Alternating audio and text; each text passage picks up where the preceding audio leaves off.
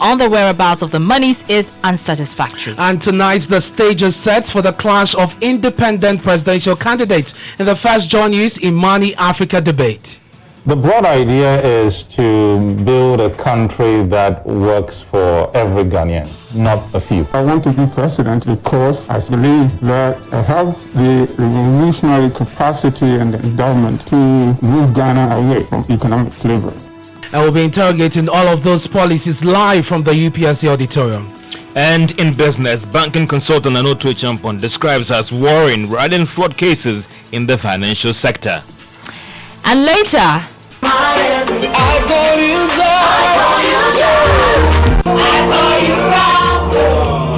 are my hero.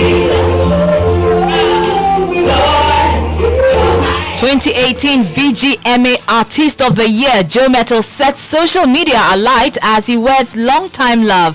We'll bring you details. And you want to join us with your views and comment on this story and all the stories we have for you via WhatsApp console 0244340437. I am Ernest, Manu. And I am Araba, Koomson.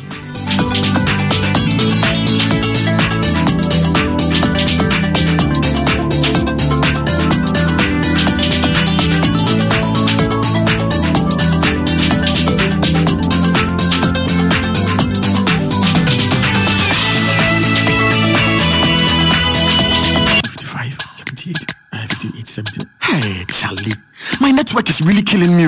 I have to pay my uncle's workers by mobile money, but the charges alone is about 380. Charges alone just to send money. That's $10 of cement already, my guy. Listen, bro, you can save money on charges if you move to Vodafone Cash now. Vodafone Cash? But my network is sending money on that your network, you pay. Sending money on your network to other networks, you pay. But guess what? Sending money on Vodafone Cash is free. Sending money on Vodafone Cash to all other networks is also absolutely free. No charges at all on Vodafone Cash. So tell me, what are you still doing on that your network? Massa, look sharp, then move to Vodafone Cash. Hey, they can sing the song right now. Yes, sending money on Vodafone Cash to all other networks is now absolutely free. Send unlimited amount of money as many times as you like for free. Just dial *110# now to send money. The future is exciting. Ready? Hey, I say, mix the cement in correct proportional. Hey, contractor. Hey, what can you? What's your soul? Yeah, Malande. Sorry, I say. When you attend the year of return, Ankasa. Hey, contractor. A danya wishing ye. Hey, what was wrong with me feeling too much? New project here. My friend gas from top to down. You carry a gas. Hey, yes, solid pa. You see gas man. If I suppose no what do on your quality no question. Extra gas cement biara. I will cook a crab be. Over 5,000 plus communities. And a gas I donations. SEC schools, I built a clinic. Now, what a packaging now? What's the and environmentally friendly? Never compromise on quality. Choose the value Gassem offers you always. Gassem, the nation builder. Abuchi for Freyo. Hello. Hello, Moga. I am your contractor. I know it's kind of do. I know the person I'm sending you. Boss, my catch is a Abuchi. Now, send it to Kabagana has said, yeah. I was all the first sea page. So, sea page, you may go and a boy, my money to Kako mobile money wallet to be as no. This is a licensed mobile money company. And it's open freedom, dear. And one is sea pay. And your freedom. Money to Kafam and a bread of Phobia Ghana through sea pay wallet. Sling out hotel. But to me, it's from all mobile money agents. Was I trying to free airtime? A very fast and secured. It's when you check a cabin down. What will transfer the coffee pay wallet? So I call all network. And now bank account Mumpo. To phone credits, share bills through ZPay. Just die. *270#. ZPay any MoneyGram, small world, rare, glow remit, instant money, ace money, tap, and at the angel, and a carbon digime. From more 030-290-5700. And now WhatsApp 050-156-7073. Permission acquired to my ZPay.com. Fasika ZPay. So now enjoy your freedom. And this is Newsnight on Joy 99.7 FM. Tonight, the presidency has dismissed a petition by Pressure Group Alliance for Social Equity and Public Accountability, ASEPA, for the removal of the Electoral Commission chairperson, Jean Mensah, after the Chief Justice determined there was no merit in it. The group filed the petition in June after it secured a declaration from the Commission on Human Rights and Administrative Justice, SHRAJ, that Mrs. Mensah failed to declare her assets on assumption of office in 2018.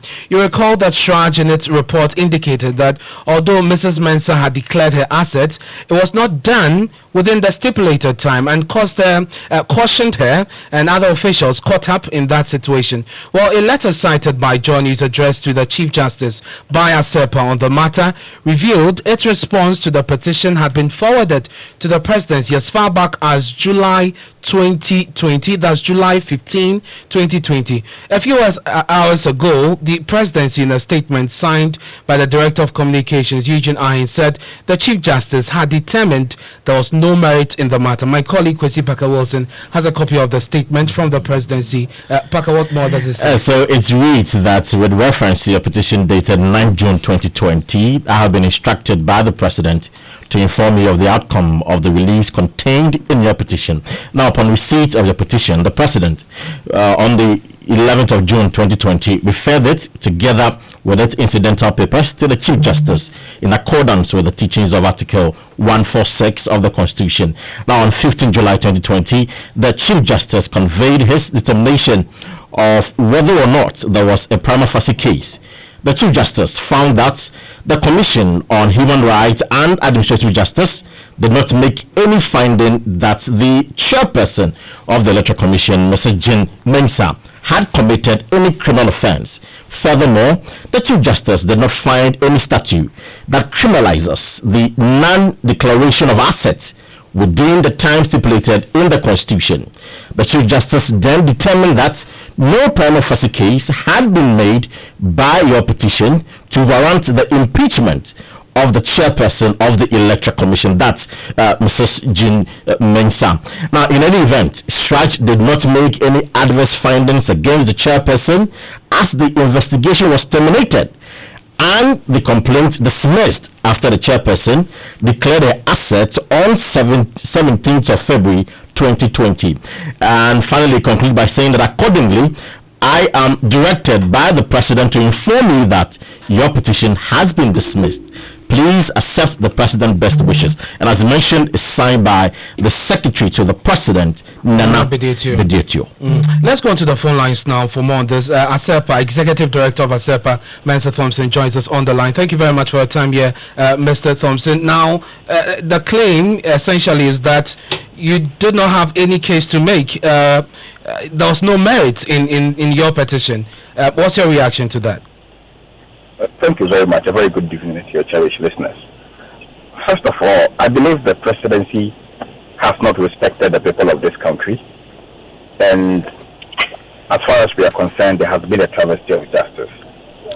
How is that? We filed a petition with the presidency. The presidency is supposed to be a conveyor belt where this matter is supposed to refer to the Chief Justice in accordance with Article 146. Now, for the past 2 months, we never heard that this petition one has been referred to the Chief Justice. The Constitution also tells the Chief Justice what it is supposed to do. So the Chief Justice is also much of a conveyor belt as the President is. Because the Chief Justice is also set to set up a panel. The panel is supposed to look into the merits of the petition. And in fact, we as the petitioners must even be invited to the panel to even put our case across before any determination of the matter could be made. And let me just refer you to the removal of the previous EC chairperson, Madam Salatosei, and we saw how that procedure went when the president received that petition from those faceless people. We saw how strictly and how in line that petition was dealt with. Then we never hear of anything. Last week, after 2 months of our petition, we filed a search at the office of the Chief Justice to ascertain whether indeed the presidency has referred the petition to them in accordance with the law, because we had not heard anything.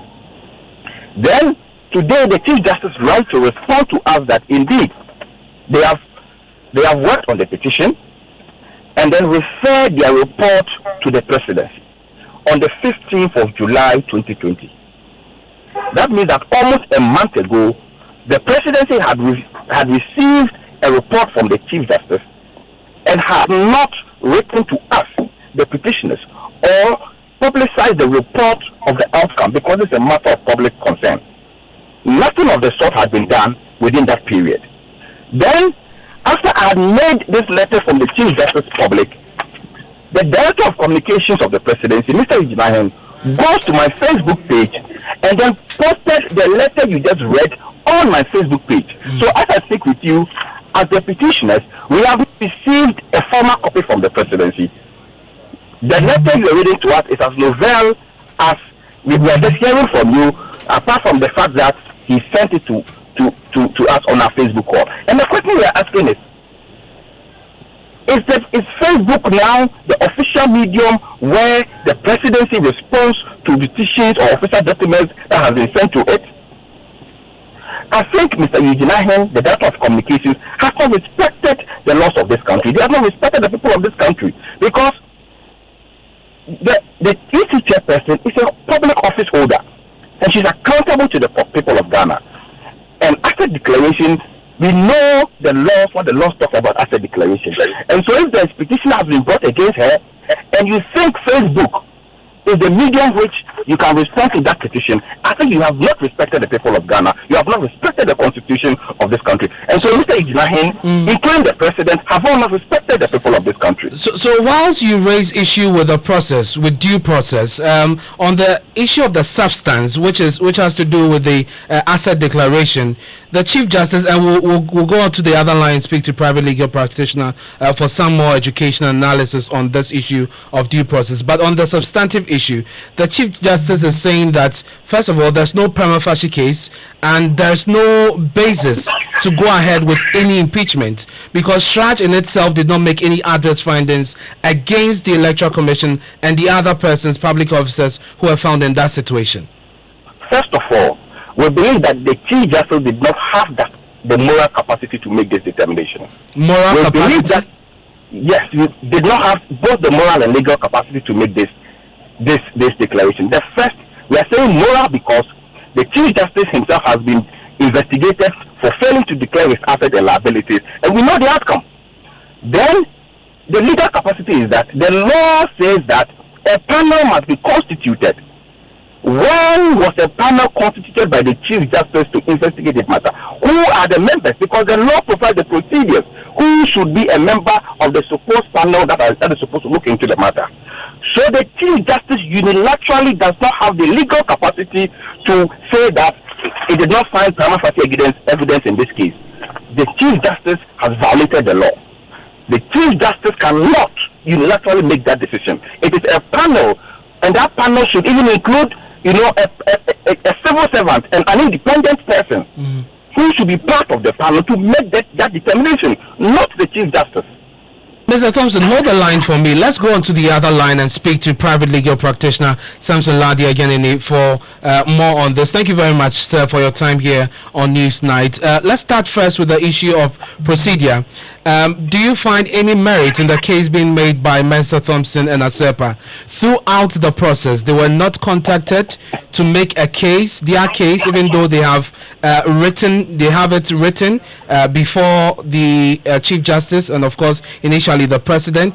They were not invited. We do not know who was on the panel. Indeed, this letter that we just read to you does not state that the Chief Justice forwarded the petition to a panel. It just says that the Chief Justice did not... let me read. It says, by the letter dated 15 July 2020, the Chief Justice conveyed his determination of whether or not there was a prima facie case. I mean, it doesn't mention of any panel to look into the case of Asepa. All right, so I have had a case quite extensively on this matter, and to share my experience with one of those cases which I prosecuted. And in that case, this Chief Justice at the time was not Chief Justice, but he was the chairman of the committee that was set up by Chief Justice Georgina Wood to look into the petition for the removal of Loretta Lante of the Shraj. Number one, the petitioner who is on your show now has got the law turned upside down. You would have expected that you would have at least taken advantage of what we have put in the public domain by way of education to be abreast with the situation. And let me also make one other statement, that you will discover that when the petition in my situation was filed against Loretta Lamte, there were several others that were filed. But my client, Richard Nyama, used legal services to file it. So all other petitions failed, but his petition was successful. What that tells you is that it is not a simple thing to just get up and write a piece of letter or paper and forward it to the president. Of course, when you take it to the president, according to the constitutional provision Article 146, the president's job is only ministerial. He just has to forward it to the Chief Justice. Like I have said in my article earlier, it's really just that of a conveyor belt. Now, when it gets to the Chief Justice, then the job of a Chief Justice who is a lawyer, who has the training, legal training, to sift through what you may have presented and to go through what you have presented, becomes the job of the Chief Justice to make what is known as a prima facie determination. Now, until a prima facie determination has been made, a committee cannot be set up. So that is where Koomson gets it wrong in the way he's approaching it. If a prima facie determination has been made by the Chief Justice, positive, then the law says, continue therefore to set up a committee of 5. 3 of them justices of the Superior Court, and 2 of them, they must not be, the 3 of them must be appointed by the Judicial Council, and then the 2 others must be appointed by the Chief Justice. They must not be the Council of State, they must not be members of Parliament, and they must not be lawyers. So once the Chief Justice has taken your petition and made a determination that there's no prima facie case, it means a committee cannot be set up. So I think that's the point. That when a similar case came up many years ago against a Chief Justice, the court said that there's a need for certain rules and regulations to be laid down so that in future we will all be guided by the rules as to how to go about petitioning for the removal of people who are supposed to be removed according to Article 146. That has not been done. And that is what has put us in this problem where this misunderstanding comes up. But this is quite straightforward. There must first be a prima facie determination, and to say there is a prima facie case means that you have a case that has been supported by sufficient evidence for it to be taken as proved in the absence of adequate evidence to the contrary. So it depends on how they put up their, and from listening to him, it does appear that he simply came on the basis of what Siraj has done. He didn't need to have done so if he felt he had a good case. And if you have read the Siraj determination against Jim Mensah, the Chief Justice or the comments that we are told the Chief Justice said is correct. So I think he turned the law upside down. Otherwise, he would not have felt the way he's feeling. If a prima facie determination is made, that is only when a committee is set up, and then you will be invited. And then Jim Mensah will also be invited. And both of you will appear together with your lawyers. And then the case will now be heard. Then you provide, if there is further evidence you want to tender, then you provide them to prove your case. And then at the end, when they are done, they will take their report to the president and the recommendation to the president, and the president will take the action. Very well. Now, let me point out one small thing, which I think may not be a correct procedure, but or maybe a matter of choice by various chief justices. Chief Justice Wood, when she made the prima facie determination, she wrote to me as lawyer for Richard Nyama and said a prima facie case has been made in your case. Therefore, put yourself in readiness, and then a committee will be set up. When the committee was set up, she wrote to me again and said a committee has been set up and these are the members. And then the committee wrote to invite us to start attending the meeting, and we attended the hearing for a period of almost 6 months plus. Now, I suspect that once the prima facie determination was made to the negative, the correspondence should have gone back to the petitioner direct and not to the president. But I stand to be corrected. It might be style, so that this Chief Justice feels that it's the president who forwarded the petition to me.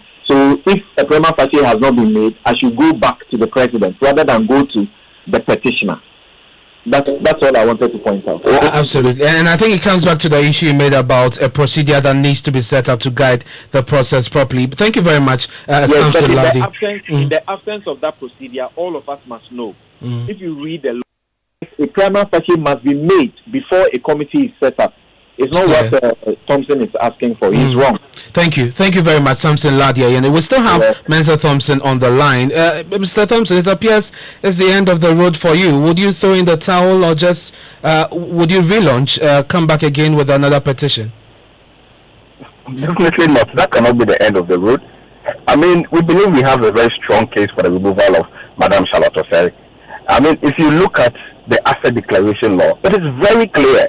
The law does not say that you can declare your asset anytime, and then once you declare, it means you are good to go. That is not the position of the law. But on the issue of procedure, I believe that you are satisfied with the explanation given by Samson Ladia Yenene. No, we are going to consult our lawyers, and we'll make a final on that. Very well. Thank you very much. That's the Executive Director of ASEPA, Mensa Thompson, there on the issue of his case to the Chief Justice for the removal of the EC Chairperson, Jean Mensa. And let's head to Parliament now, because the House has approved an $86 million loan facility from the Israeli Discount Bank for the purchase of armored vehicles for the Ghana Armed Forces, amidst concerns from the minority that the House was not furnished with enough details. $80 million of the amount will go to Elbit Systems Land Limited of Israel for the supply of the armored vehicles, while the rest will go to firms arranging the facility and other associated costs. Earlier, the minority requested that the approval is done in camera because they had concerns they did not want to raise in public for security reasons. But Majority Leader Oseche Mensah-Bonsu said a backroom conversation had gone on to allow for the approval to be done in public, but that MPs will be measured in their comments. Some of the concerns eventually came up. NDC MP on the Finance Committee, Richard Achampon, described the loan as an expensive one. We are taking loan facilities for this purpose. Even the 74 million that we're talking about, we have the insurance facility $6,120,000 US. So it's very expensive facility that we are taking, Mr. Speaker. So whatever we are getting from it must stand the test of time. So that in terms of any aggression, God forbid, Mr. Speaker, we know that our men in uniform can also be in a better position to protect our sovereign nation. So that when we are going to sleep, we know that at least we have people out there who will give us the needed protection that as a sovereign state we may require from them. Even if that we can look at Switzerland, the cost of those armored vehicles in Switzerland to compare with what they are quoting to us, and compare the prices and see that if you are getting value for money. So international, we know the cost of it. So if you compare about 4 or 5 nations, how much do they pay for those armored vehicles that we procure? Within our contemporaries, how much are they also paying? So that the loans that we are taking to procure these armored vehicles, we know that there's value for money.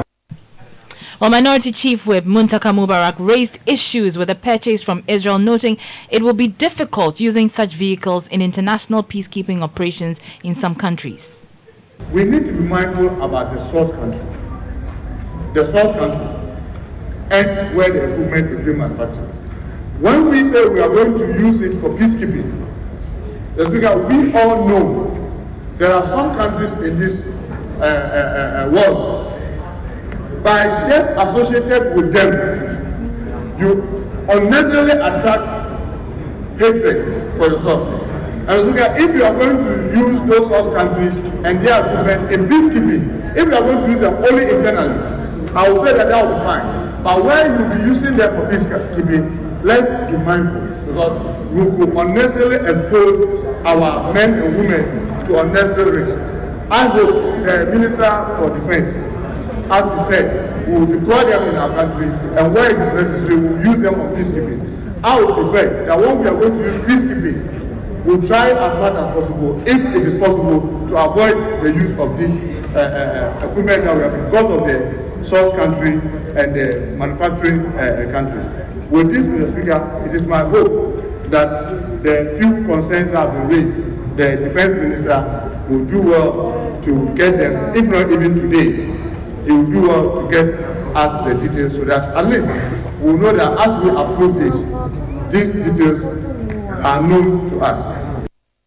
So that's the Minority Chief with Muntaka Mubarak. The Defense Minister has been responding to the concerns raised there. He assured there will be value for money in the purchase. After listening to what members have said from most sides of the House, it's clear to me that the same sentiment has filtered onto the floor. I just hope that the same sentiment will filter onto the forefront of our government, which is the press. The same sentiment will filter too. There are several security challenges that keep evolving, especially that face this nation, and so we need to be very careful what we let out about what we have, Mr. Speaker. So I want to thank members very much. As for value for money takes various forms. The public procurement will do their own value for money, Parliament will do their own value for money, the Ministry of Finance will do value for money. Before, as I've come to know and as I've come to experience every time, before the contracts are finally executed and concluded. But just to give members assurance that this top-notch quality equipment that the armed forces have been looking for a very, very long time. Defense Minister Dominic Nito there. All right, so let's go on the line for more on this. We're joined by parliamentary correspondent Joseph Opoku-Gapo. Joseph, so what's this whole issue with approving the loan behind closed doors?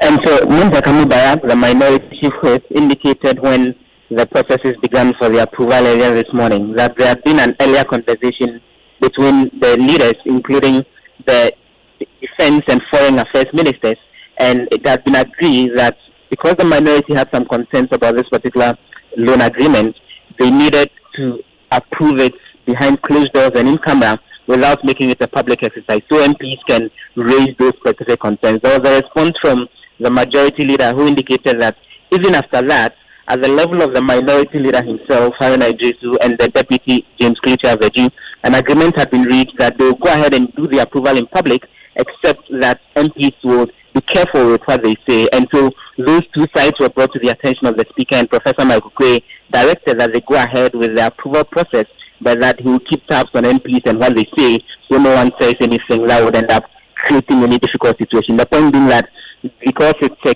key security issue, they wanted to avoid a situation where they will expose the various details having to do with the Ghana Armed Forces capacity right there in the public domain. Right. Let's come to the agreement proper. What are the details?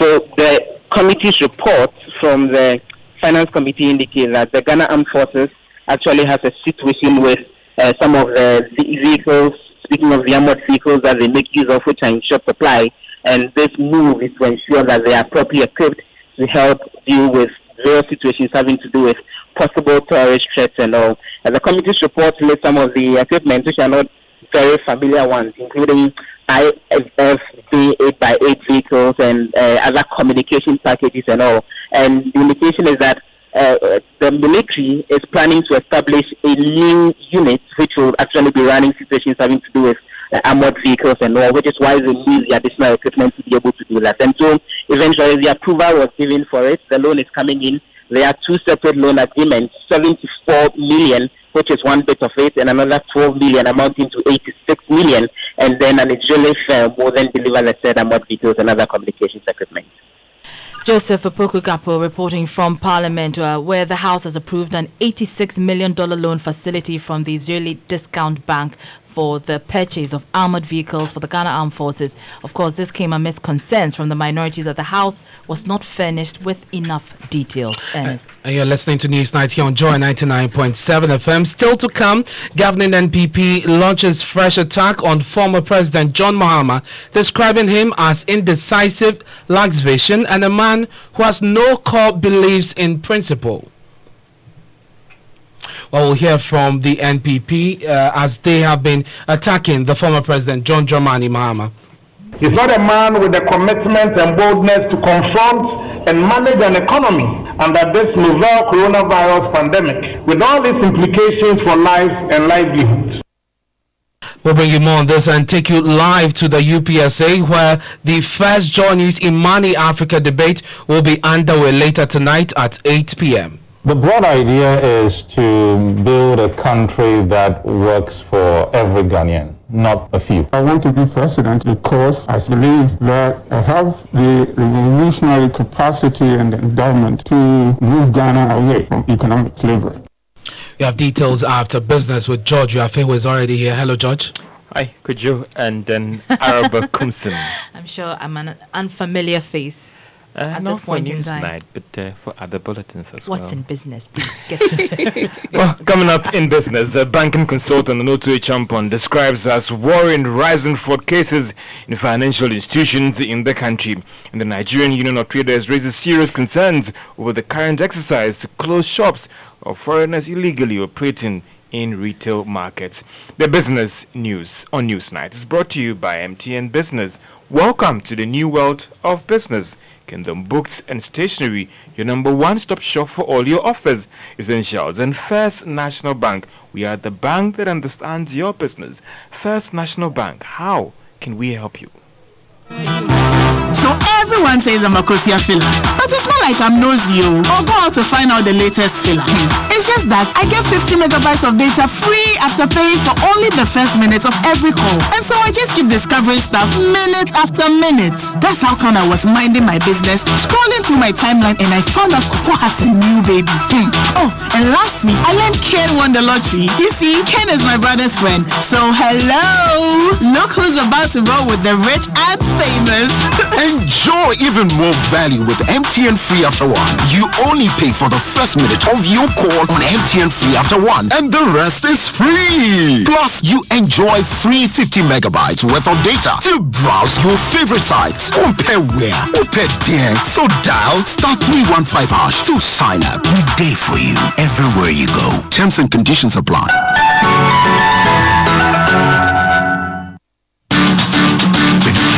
We're giving nothing but the best, we stay above the rest. More quality, more affordability. Kingdom Books and Stationery. Everybody's going to the one and only shop. With customer satisfaction is a guarantee. Kingdom Books and Stationery. Oh yes, with our 30 days credit facility with no interest charge, free delivery services, and now free consultation on setting up your office, Kingdom Books and Stationery is unmatched in our delivery of quality and affordable office essentials, equipment, and furniture. Experience world-class customer service in all our branches in Accra, Tema, Kumasi, Cape Coast, and Takoradi. Call us on 0302-764-101 or visit our website at www.kingdomgh.com. Kingdom Books and Stationery, your number one stop shop for all office essentials and stationery. Terms and conditions apply. Puma Drinks, ready to add flavor to your life? Puma Drinks, bursting with so many flavors, you just can't have enough. Welcome back to Business on Newsnight. Let's now settle for the details. And banking consultant Onotu Champon has described as worrying the rising fraud cases in financial institutions in the country. The latest Bank of Ghana numbers put the case count at 2,295%, and a 5% jump over what actually was recorded in 2018. The report also revealed that majority of these fraud cases were aided by staff of these financial institutions. Notui Champon tells Joy Business it is indeed a wake-up call for all players in the industry and the fear that it could affect confidence in the sector. This report, the disturbing part was to do with the ratio of fraud cases in the commercial banks versus the other sectors. The commercial banks were 23%, savings and loans 22%, but rural banks 55%. That is very worrisome, which means that the checks and balances within the rural bank have got to be intensified, because majority of the fraud was to do with what you call deposit or savings suppression. And with the rural banks, they have people who go around collecting money, you can call them mobile bankers. And if they are suppressing these monies that they are collecting, then it's very, very worrisome. So they have to be able to put in the checks and balances to ensure that they reduce this incidence of the deposit suppression to the barest minimum, because it's worrisome. Notui Champong is a banking consultant. Now, the president of the Nigerian Union of Traders in Ghana, Chike Emeka Inaji, is raising serious issues over the current exercise to close shops of foreigners that are illegally operating in retail markets. The National Task Force on Retail Trade extended the exercise to retail market in Circle today to actually deal with those that are operating in the area. But Mr. Chike Emeka Inaji tells Joy Business they believe they are not being treated fairly. The information I received in writing, not even by engagement, is that the committee will be coming to inspect the documentation of the Nigeria traders. And that is what we told them. So they started in Abosoka from Monday to yesterday, and they came to Circle today. Everyone would have expect that they do the same thing, because we're also circulating information what they are asking and what you have used. So if they come today and did not ask anybody any question, and if you have watched TV, you can see some people flying their own documents, showing everywhere that they have a documentation and they have given them assessment to pay taxes, and they have paid. And the information I'm receiving from the sector chairman is that the majority of them have complied with the taxes that were given to them by the Interministerial Committee. And that is the president of the Nigerian Union Traders in Ghana, Chike Emeka Inaji. Now, MTN says it has put in place the required structures to help protect customers on its mobile money platform. Now, this is coming at a time where many are questioning MTN's commitment to dealing with the rising fraud cases on the platform. Let's hear from its general manager of the Mobile Money Limited, who has been speaking to Joy Business after its annual general meeting. In specific communities, because of the intelligence we pick up when these issues come up. And to a large extent, we've also been able to recover some of the funds that have been involved. And most of these have been more related to the time of the report and the details and additional information that we get. Additionally, we want to say that we continue to invest in our systems and processes.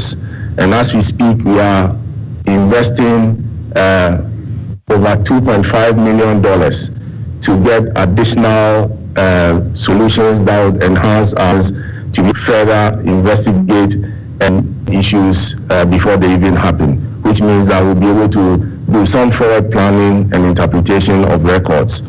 What we want to say is that we encourage our customers to also be vigilant, because they are also part of the process. And in most of these instances, fraudsters will always go for the weakest link in the chain. And therefore, when we have done everything, but the customers on their part do not also become vigilant, then it becomes difficult to close the loop. Lehini is General Manager at Mobile Money Limited, answering questions from journalists at MTN's annual general meeting today, which is actually carried out on the virtual engagement to shareholders as they engage the board of the company. And the African Union will converge by the end of this year to finalize all outstanding issues ahead of the commencement of the Free Trade Pact that is next year. Speaking to Joy Business, Chief Technical Advisor and Head of Trade Negotiations at the African Secretariat for the African Continental Free Trade Agreement, Prudence Shehaji, said that the meeting would also help deal with all issues before it takes off. So we already have the AFCFTA Secretary General. He's been appointed on the 23rd of March this year, and he's ready to move to the AFCFTA headquarters in Accra. And the immediate attention that he has to bring to the process is to complete the recruitment process of the AFCFTA Secretariat staff. We are already in the process of finalizing outstanding negotiations, and there is a planned extraordinary summit on the 5th of December this year, and we believe that by then, most outstanding work on negotiations will be concluded, and come 1st of January 2021, we will start trading within the FCFTA framework.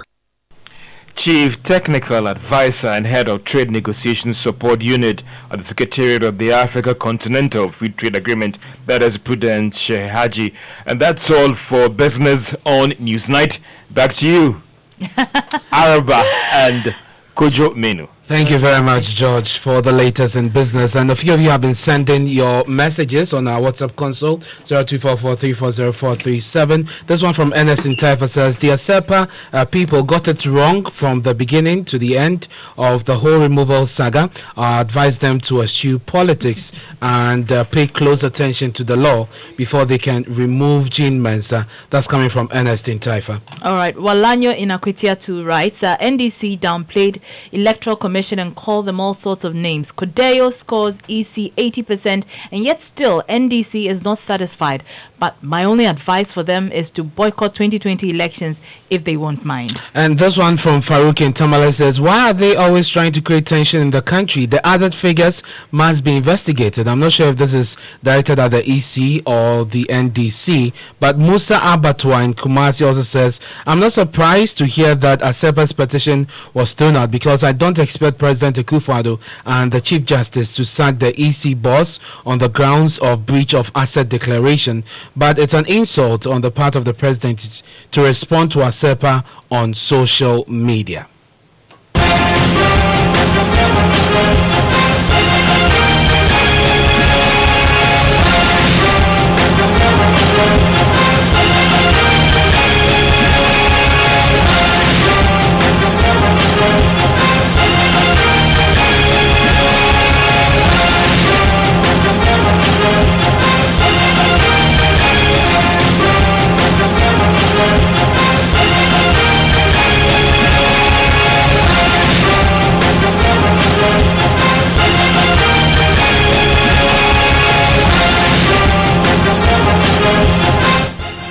Of course, this is your election headquarters. Let's turn our attention on the governing MPP now. And quote, he is indecisive, he lacks vision, and he has no core beliefs and principle. That's the latest attack on former President John Mahama by the MPP. The party argues that a person must not be given the chance to govern this country again. National organizer of the party, Samuel Uku, says John Mahama and the NDC lack the competence to appreciate the complexities of managing a country like Ghana, and also deficient in addressing the challenges of the voters, especially at the time the nation is battling with COVID-19. I want you to listen to Samuel Uku at a news conference highlighting the major flaws of Mr. Mahama and reasons why he believes the NDC must be rejected at the polls.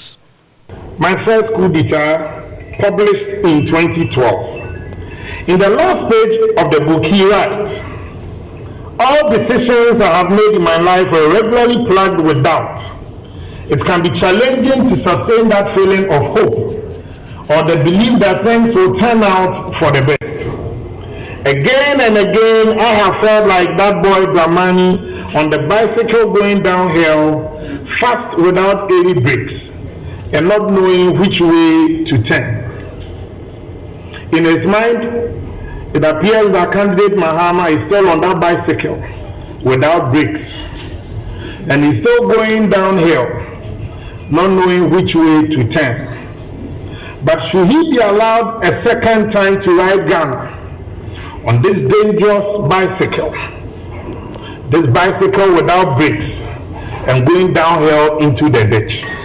His political life is rife with evidence that apart from being a smooth talker with silver tongue, John Mahama is not a man that we can trust to be of conviction, vision, and competence. He's not a man with the commitment and boldness to confront and manage an economy under this novel coronavirus pandemic, with all its implications for lives and livelihoods. Managing this country is too complex for the NDC and Mr. Mahama, simply because they've been tried, tested, and they failed, actually. Candidate Mahama is running for office because he knows no better than to satisfy a personal interest, and if we all may even think through what exactly he wants to do. He needs to solve the complex and the myriad of problems confronting the state. We have delivered, but there's more work ahead of us to deliver more, to bring progress and prosperity to every household in Ghana. And that is the program that we will outline in our manifesto on the 22nd of August.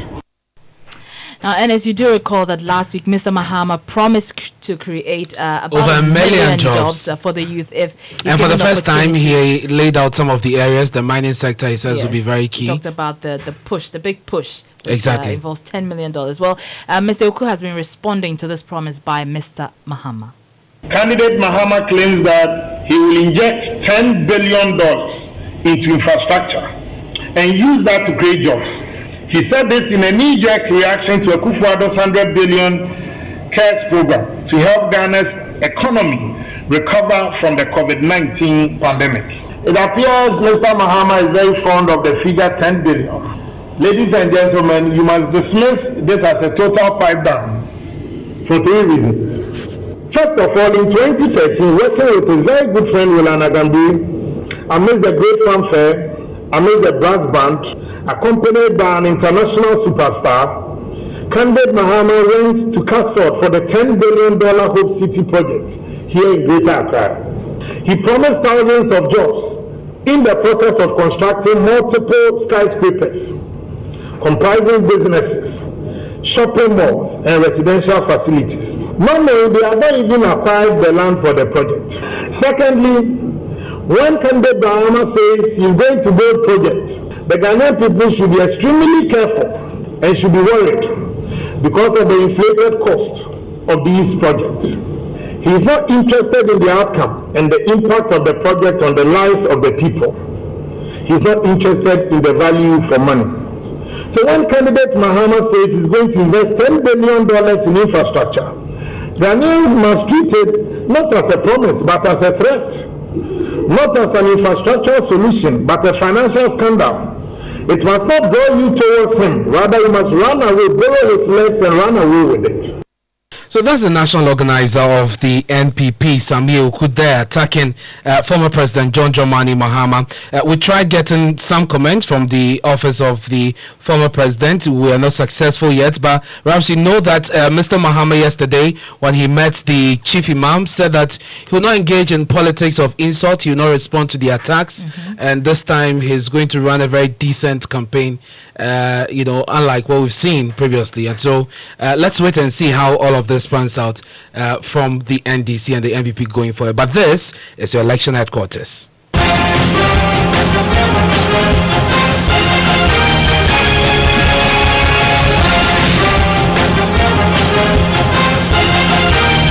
And the anticipation is building up because in a few minutes, 6 independent presidential candidates will lock horns as they seek to make a case for the ordinary Ghanaian to consider them as the best alternative to the NDC and MPP. Tonight, they will speak on policy and the challenges facing Ghanaian voters in the Imani Africa Joy News Independent Candidates Debate. This Thursday, the 13th of August, the Manu Center for Policy and Education and your election headquarters bring you the Minority Political Parties and Independent Candidates Election Debate live from the University of Professional Studies Accra, UPSA, from 8 p.m. 6 independent candidates will lock horns in a rigorous interrogation of their ideas. Marek Kofigan, Kofi Korante, S. Opori Ampopo, Carl Obemogan, Unipayade, Osumte, and Dr. Tom Asita will have their policy alternatives scrutinized. moderated by head of the Joy News political desk, Evans Mensah, and Joy News anchor, Emeka Apau, the minority political parties and independent candidate election debate. So we'll be crossing over shortly to the UPSC auditorium. We'll be joined shortly by head of our political desk, Evans Mensah. But ahead of this event, we've been engaging some of the independent candidates. Listen to this.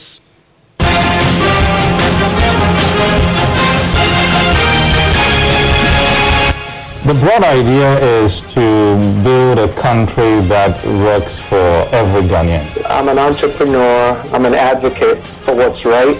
I have an engineering background, so the way I process problems is different. I've had some things with NDC, both NDC and BP, but I found that I don't belong to any of them. I have a strong feeling that government must look for money, libraries locally, set up about 10 industries.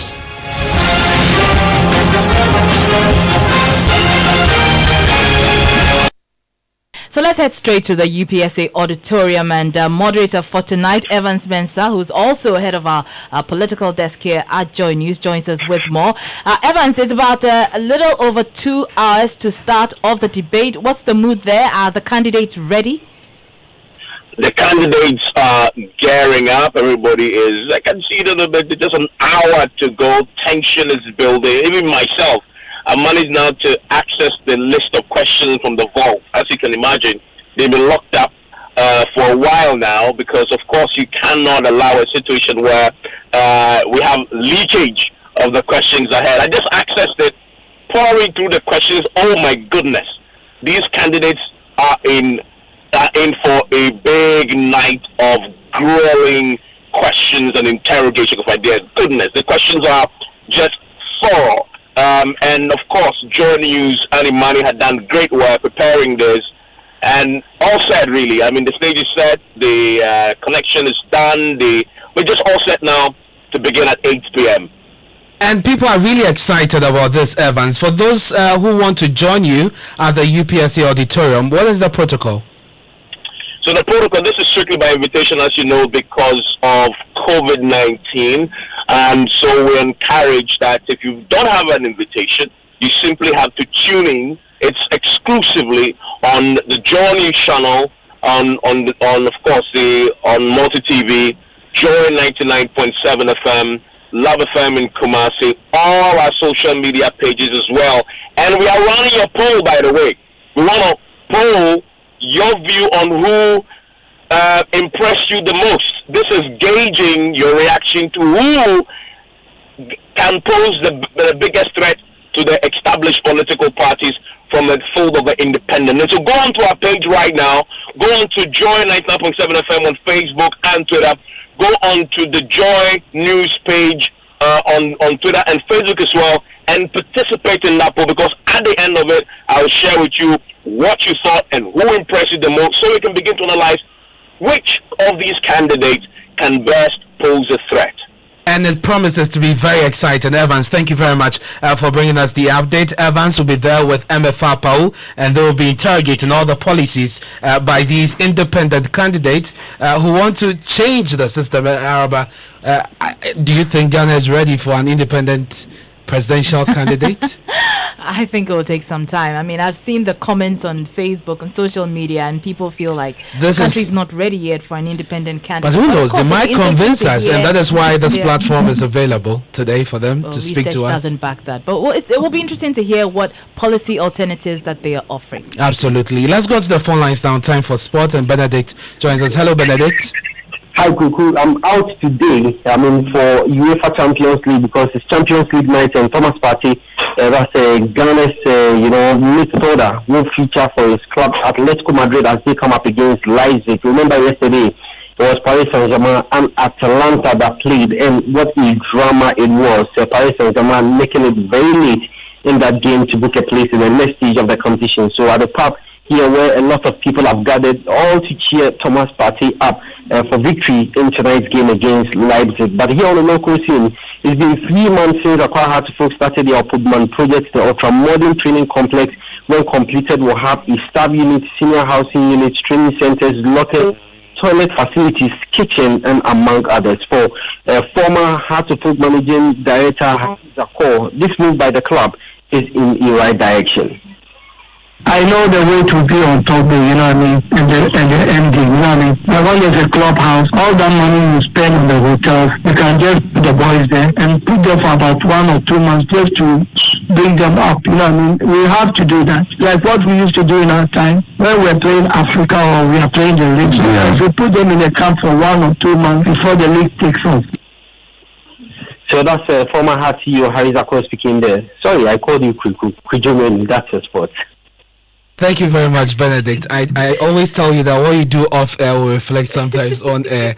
But Araba, wedding bells are ringing. They certainly are. It's no one else but you. I say this.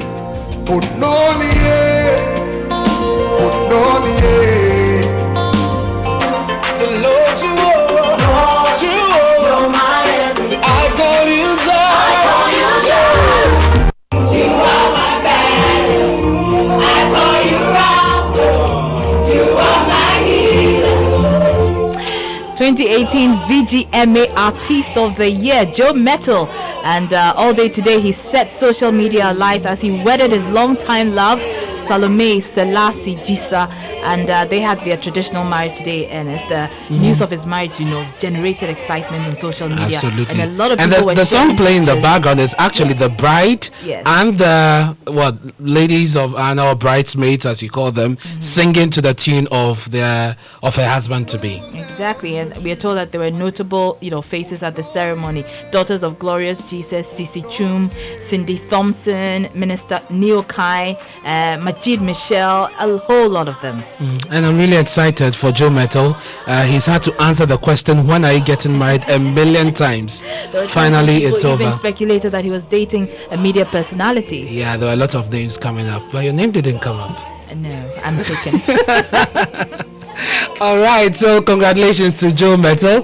He will return the note proper on Sunday at Tema, and of course, strictly by invitation for all of you who want to gate crash the wedding. But that's it for the bulletin tonight. Many thanks for your company.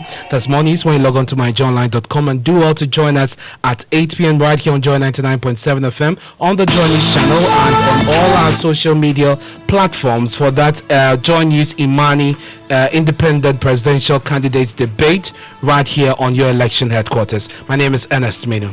And I am Araba Koomson.